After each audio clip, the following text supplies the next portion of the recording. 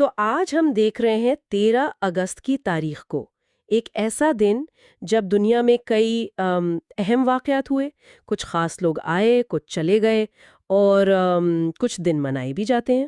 جی، اور ہم نے اس پر جو معلومات جمع کی ہیں وہ مختلف جگہوں سے ہیں، جیسے ویکیپیڈیا ہے، تاریخی ریکارڈز ہیں۔ بالکل، مقصد یہی ہے کہ ذرا گہرائی میں جا کر دیکھیں کہ 13 اگست کیوں اہم ہے تاریخ میں۔ تو شروع کریں؟ جی بالکل، سب سے پہلے ایک بڑا تاریخی واقعہ 13 اگست 1961، اسے باربر وائر سنڈے بھی کہتے ہیں، جب مشرقی جرمنی نے مشرقی اور مغربی برلن کی سرحد کو آپ کہہ لیں خاردار تاروں سے بند کر دیا تھا۔ اور یہیں سے پھر وہ مشہور زمانہ دیوار برلن کی کہانی شروع ہوئی۔ صحیح۔ یہ صرف ایک دیوار نہیں تھی، یہ تو سرد جنگ کی وہ جو نظریاتی تقسیم تھی دنیا کی، اس کی ایک ٹھوس علامت بن گئی۔ اور یہ کتنے سال رہی؟ تقریباً 28 سال ہے نا؟ جی ہاں، 28 سال، اور اس نے ان گنت زندگیوں پر، خاندانوں پر گہرا اثر ڈالا۔ واقعی ایک بہت بڑی تبدیلی۔ بالکل، یہ دکھاتا ہے کہ سیاسی فیصلے کیسے عام لوگوں کی زندگیوں کو فوری طور پر بدل سکتے ہیں۔ صحیح کہا۔ اچھا، اسی دن پاکستان کی تاریخ میں بھی ایک اہم بات ہوئی۔ اچھا، کیا ہوا تھا؟ 1954 میں 13 اگست کو ریڈیو پاکستان نے پہلی بار پاکستان کا قومی ترانہ نشر کیا۔ او واو، یہ تو واقعی کسی بھی ملک کے لیے ایک بڑا لمحہ ہوتا ہے۔ جی، قومی ترانہ صرف ایک موسیقی نہیں ہوتی، یہ تو ایک قوم کی پہچان، اس کی امیدوں کا اظہار ہوتا ہے، لوگوں کو جوڑتا ہے۔ بالکل۔ اچھا، اب ذرا ٹیکنالوجی کی طرف چلتے ہیں۔ 1889 میں بھی اسی دن کچھ ہوا۔ 1889 کیا تھا؟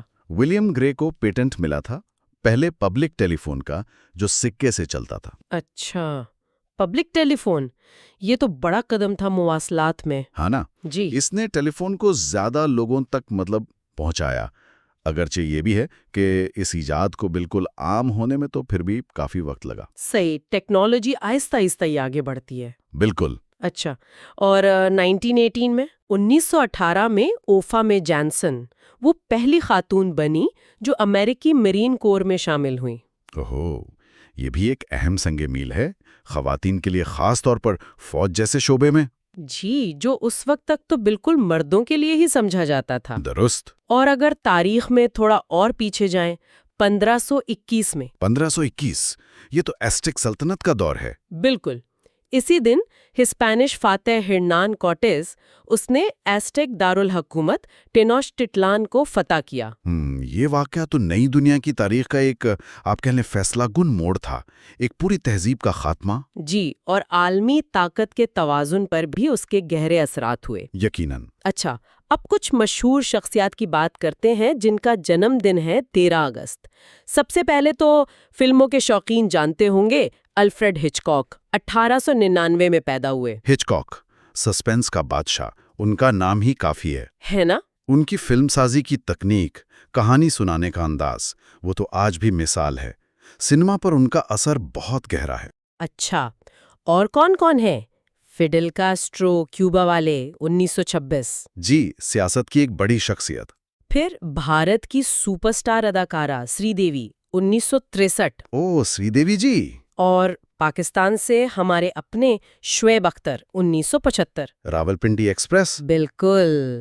اور ایک اور دلچسپ نام، اینی اوکلے، امریکی شارپ شوٹر، 1860۔ واہ، کیا متنوع فہرست ہے، سیاست، آرٹ، کھیل، تاریخ، سبھی شامل ہیں۔ جی، اچھا، اب کچھ ان شخصیات کا ذکر جو اس دن ہم سے جدا ہوئیں۔